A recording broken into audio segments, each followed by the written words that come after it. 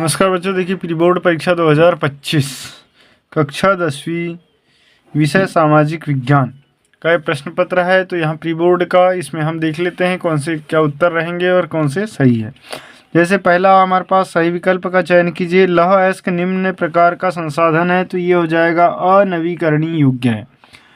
अगला निम्नलिखित में से चावल फसल है, तो चावल जो है खरीफ की फसल है। 1871 के बाद यूरोप में गंभीर राष्ट्रवादी तनाव का स्रोत था, जो स्रोत था ये बाल्कन क्षेत्र था। फिर है पहली भारतीय जूट मिल स्थापित की गई, तो पहली जो भारतीय जूट मिल है ये स्थापित की गई थी बंगाल में। नेक्स्ट क्वेश्चन है बेल्जियम में सामुदायिक सरकार का चुनाव इस भाषा को बोलने वाले लोग करते हैं, तो फ्रेंच, डच और जर्मन भाषा। ठीक। नेक्स्ट है सतत विकास इस संसाधन के अधिक उपयोग पर केंद्रित है, तो जो सतत विकास है ये कृषि संसाधन पर उपयोग पर आधार केंद्रित है। ठीक है। इसके बाद हम नेक्स्ट क्वेश्चन देखते हैं। प्रश्न क्रमांक 2, रिक्त स्थान की पूर्ति कीजिए। तो देखिए बच्चों यहाँ पर क्या आएगा, चीनी उद्योग का कच्चा माल खालिस्तान है, तो चीनी उद्योग का जो कच्चा माल होता है ये गन्ना होता है। ठीक है। फिर है कैरोल कुर्पिस्की का संबंध खालिस्तान राष्ट्र से, तो पोलैंड से है। फिर संख्या में बड़े समूह के द्वारा अपनी मर्जी छोटे समूह पर थोपना खालिस्तान कहलाता है, बहुसंख्यावाद कहलाता है। फिर खालिस्तान देशों में सार्वजनिक जीवन में महिलाओं की भागीदारी का स्तर काफ़ी ऊंचा है, तो स्कैंडिनेवियाई देशों में है। फिर है नागरिकों के लिए सूचनाओं को साझा खालिस्तान व्यवस्था में किया जाता है, सूचना संचार व्यवस्था में किया जाता है। खालिस्तान क्षेत्र के अधिकांश श्रमिकों को रोजगार सुरक्षा प्राप्त होती है, तो ये संगठित क्षेत्र के अधिकांश श्रमिकों को। इस तरीके से खालिस्तान कंप्लीट होते हैं। यदि वीडियो अच्छा लग रहा हो तो लाइक कर दे, चैनल को सब्सक्राइब करें और बेल आइकन की घंटी को जरूर प्रेस करें। अगला क्वेश्चन देख लेते हैं। यहाँ पर सही जोड़ी बनाइए।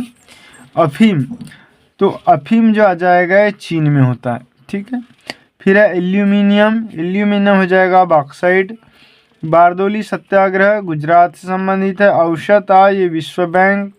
2 स्तर की सरकार ये संघवाद कहलाती है। और कांडला ये दीनदयाल उपाध्याय पत्तन को कांडला कहते हैं। कांडला जो पत्तन है उसका नाम दीनदयाल उपाध्याय पत्तन हो गया। ठीक है। इस तरीके से सही जोड़ी आपकी कंप्लीट हुई। इसके बाद हम नेक्स्ट क्वेश्चन देख लेते हैं। प्रश्न क्रमांक 4, एक वाक्य में उत्तर दीजिए। रक्षक मेखला क्या होती है, इसको आप देख लेंगे। दूसरा है 2025 तक कितने लोग जल की नितांत कमी झेलेंगे, तो ये 20 करोड़ लोग जल की कमी को झेलेंगे। चौरी चौरा कांड किस वर्ष हुआ था, तो ये 5 फरवरी 1922 को चौरी चौरा कांड हुआ था। धर्म के आधार पर भेदभाव न करने वाले व्यक्ति को क्या कहते हैं, तो इसको कहते हैं धर्मनिरपेक्षता। अगला है 5वां, लोकतांत्रिक सरकार को वैध सरकार क्यों कहते हैं, तो लोकतांत्रिक सरकार को वैध सरकार इसलिए कहा जाता है क्योंकि ये जनता द्वारा चुनी जाती है, इसी कारण इसको वैध सरकार कहते हैं।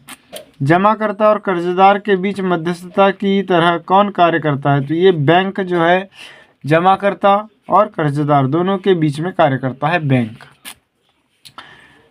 तो क्वेश्चन चौथा कंप्लीट होता है। इसके बाद हम क्वेश्चन नंबर 5 देखते हैं। सत्य असत्य, सत्य असत्य, झूम खेती के से वनों को कोई नुकसान नहीं पहुंचता, ये असत्य है। फिर 1932 में पूना समझौता गांधी जी और लॉर्ड इरविन के बीच हुआ था, ये भी असत्य। फ्रांस की खोज क्रिस्टोफर कोलंबस ने की, ये असत्य है। फिर है लोकतांत्रिक व्यवस्था राजनीतिक समानता पर आधारित होती है, सत्य है। मध्यवर्ती वस्तुएं अंतिम वस्तुओं और सेवाओं के निर्माण में इस्तेमाल की जाती है, सत्य। भारत में उदारीकरण 1991 से आरंभ हुआ, ये भी सत्य है। तो इस तरीके से सत्य असत्य कंप्लीट होते हैं। इसके बाद जो एक क्वेश्चन दिए हुए हैं बहुत महत्वपूर्ण सवाल है, इनको आप तैयार कर लें अच्छे से, ताकि वार्षिक परीक्षा में इनमें से बहुत सारे क्वेश्चन आ सकते हैं।